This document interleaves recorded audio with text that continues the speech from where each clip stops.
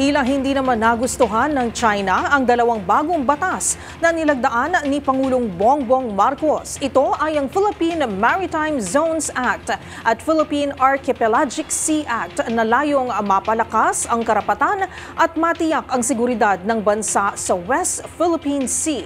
Yan at ang iba pang mga napapanahong balita mula sa iba't ibang panig ng mundo sa loob ng isang minuto. Sa Global Headlines Report ni James Galange. Balita mula sa China, hindi nagustuhan ng Chinese government ang dalawang bagong batas na pinirmahan ni Pangulong Bongbong Marcos. Ito ay layong palakasin ang karapatan at soberanya ng Pilipinas sa West Philippine Sea. Ayon sa Foreign Minister ng China, gagawin nito ang lahat ng kinakailangang hakbang alinsunod sa kanilang batas upang igit ang kanilang umanong pagmamay-aring teritoryo at mga interes sa nasabing dagat.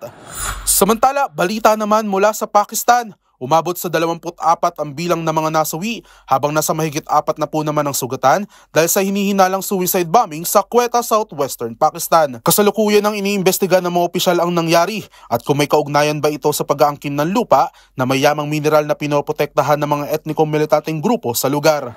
Sa iba pang balita, ilang araw naman matapos ang US 2024 elections, kumakalat naman ngayon ang mga offensive at racist text message na tinatarget ang mga African-American citizens sa United States.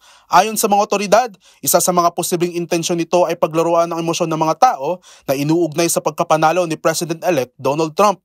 Sa ngayon, iniimbestigahan na ng Justice Department ng US ang source ng nasabing text messages na pinaniniwalaang mula sa ibang bansa. At iyan ang isang minutong hatid ang mga pinakamainit at napapanahong balita sa iba't ibang panig ng mundo. Para sa MBC TV Network News, ito si James Galange, una sa Pilipinas, una sa Pilipino.